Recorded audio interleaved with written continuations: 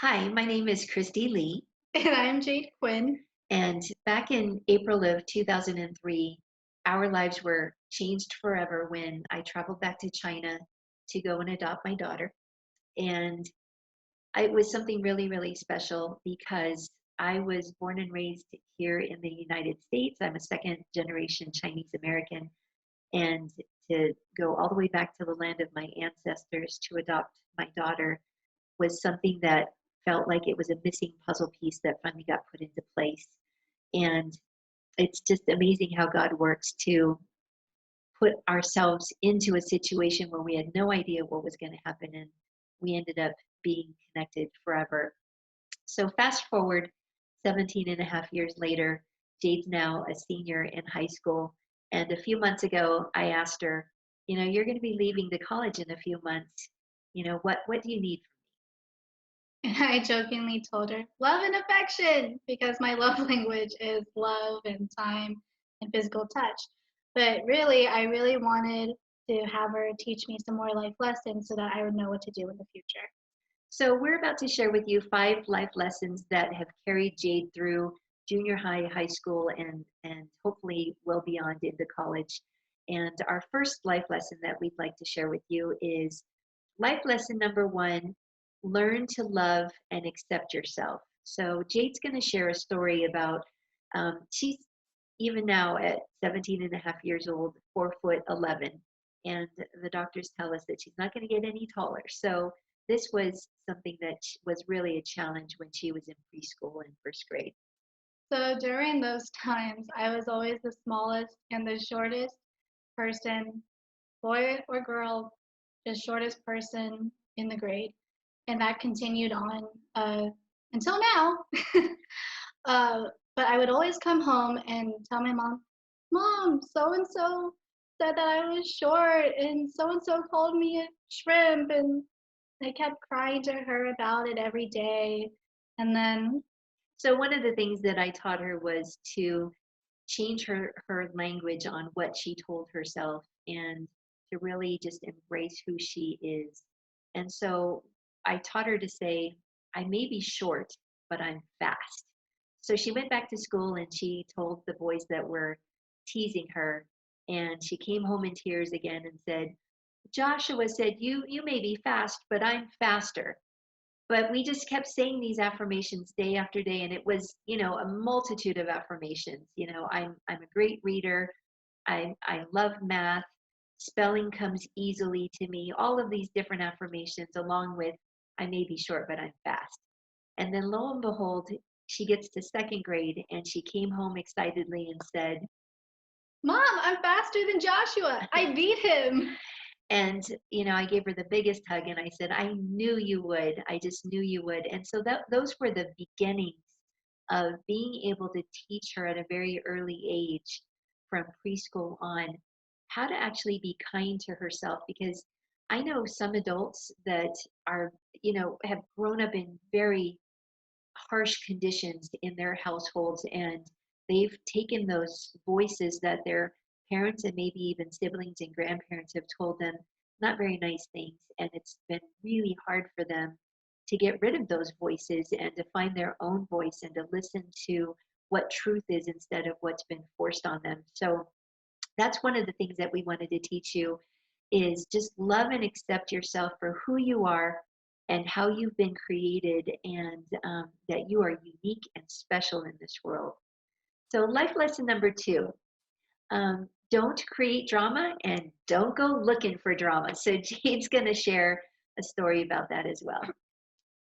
So during my transition into high school, that was my freshman and sophomore years were kind of rough socially because I had come in to high school with 5 of my best friends, and we were gonna, go to senior year together. And during that time, I was having a dark season of my own where personally I wasn't in the best mindset. And so when I saw that my friends were talking negatively nearly 99% of the time, it really started to affect me and my own mental health. And so it came to a point where I would walk up to them and then they would say to me, Jade, why is your hair so long? Like, why is it like so long to the floor? And why do you have like this bump in your hair? Why do you style it this way? Why are you so short? And it kind of like accusing me of being myself. And so I just had to walk away, didn't say anything, and just walked away, trying to process everything. And then from then on, I had to just not maintain those relationships anymore and try to distance myself away so that I could work on myself. And then come senior year, I actually had made two friends who honestly they're like my sisters. They're like the most positive people that I know and that they've helped me so much in my own faith. And one of the biggest things is just like sometimes you just need to say no and know when to stop and just walk away. And that's true for adults too. I've gone through some toxic relationships, friendships, and had to walk away from those as well. This is going to happen throughout your lifetime, not just in school, but it's more important than ever to recognize. And I always told Jade, what does your stomach tell you? Like if your stomach is in knots, that's your body telling you that this is not a good situation, and we need to figure out what are the best choices for you to move forward. Even though it was really hard for her to walk away from toxic people at that age, um, to see her friends that she's chosen now to be in her life, it's just night and day. So, life lesson number 3 is learn from tough situations. And you're going to go through tough situations your whole life. But Jade's going to share one that in particular that she went through in her senior year. So during my senior year, I had the honor of becoming the VP of store finance for our student store. So that would mean that I would have to be a co-manager with another student and help run our store. So if you have ever done partner projects or anything like that, you know that sometimes they're not the most likable situations.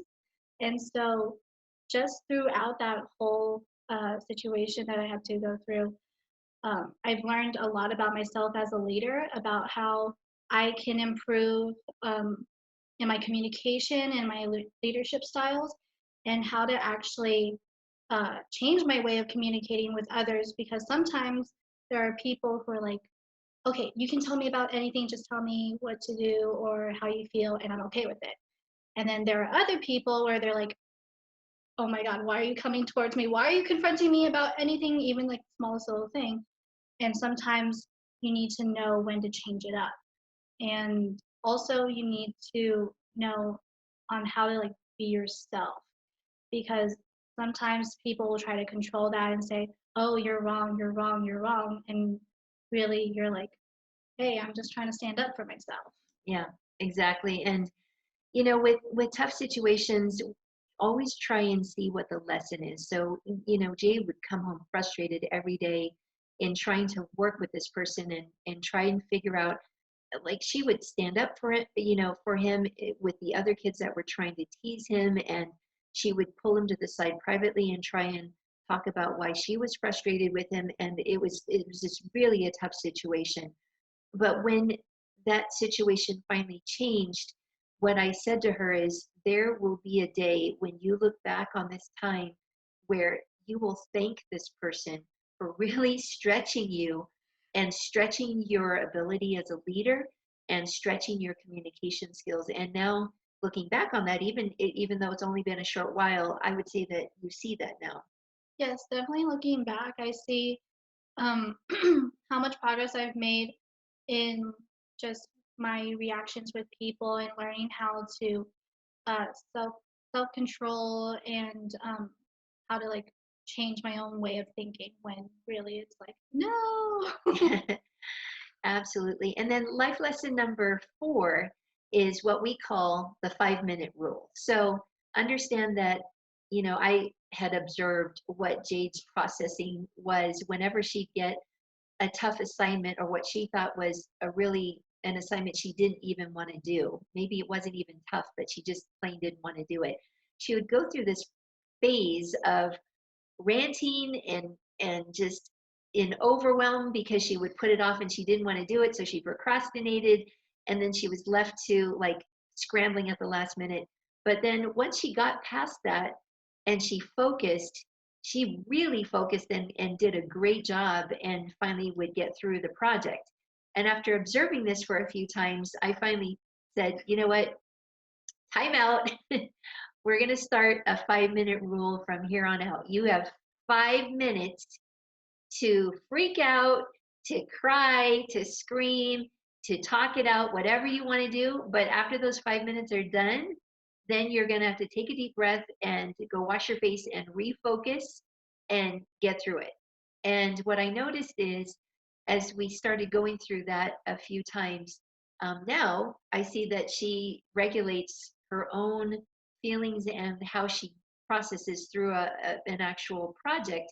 And she'll even say out loud, okay, I'm just going to rant for 5 minutes and then I'm going to go get my project done. And so she just rants and screams and sometimes cries, and then she gets through it. And so I don't know if you want to share anything about that. Okay, I'm not that drama like she says, but sometimes, yeah, you do need to schedule your meltdowns. It is okay. Sometimes you just need those 5 minutes to just let it out, let all of your feelings out, and just get it over with. But once you're done and you get that tissue and you start dabbing your eyes, you realize, okay, and you get back to work. And that's true for life in general. I mean, in the workplace, if your boss gives you a task and you just plain don't want to do it, you still have to get it done. At the end of the day, you still have to go and get that done, or else you're going to be fired. So, I mean, you have to develop some sort of coping skills to be able to get through life and to understand how you're feeling, recognize how you're feeling, and digest all of that, and then refocus and reframe and then move on. And so our last lesson, lesson number 5, is choose to always be kind. It's so easy nowadays to see people on social media, to hide behind their computer screen or behind their camera, I mean their phone, and just say mean things to people just because they don't agree. And you probably see it at your level of what you're looking at too. Definitely. And just because people don't agree with you doesn't mean that they're bad. It doesn't mean that they're evil. And it's easy to take a jab at somebody. It's harder to have self-control and to remind yourself that at the end of the day, it's like that Mary Kay saying.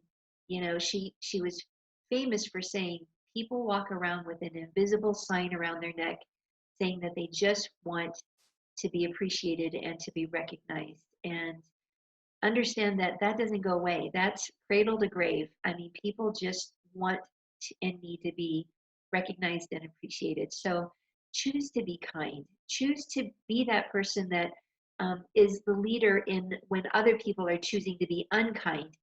Show kindness to the person or to the people in your life, even when you don't feel like it. Do you have anything you'd like to say about that? I actually have a story to go with that. I'd love to hear it.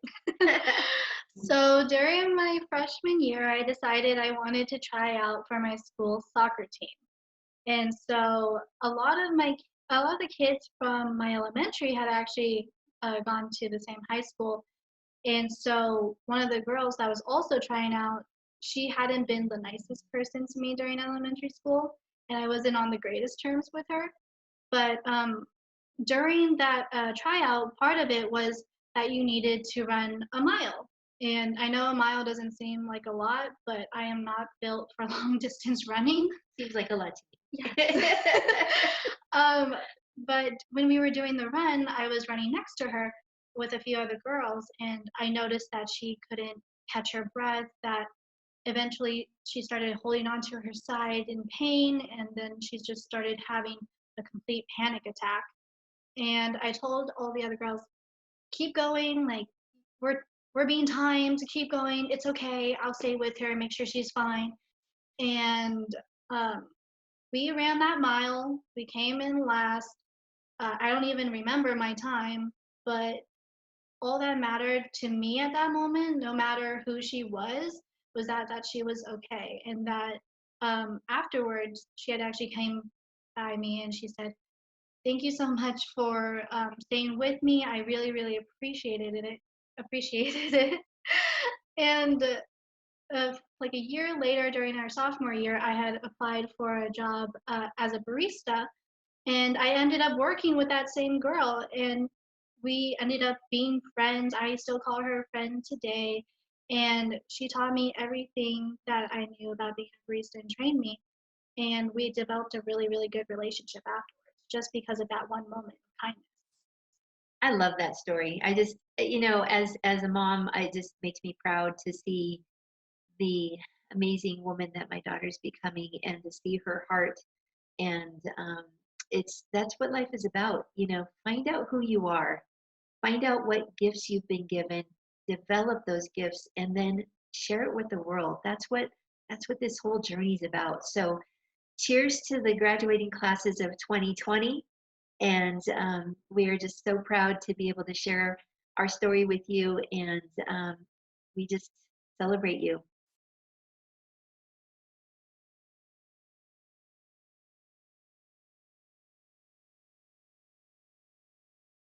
We stand here today as the graduating class of 2020. Dun, dun, dun, dun, dun, We are living through an extraordinary time, to be sure.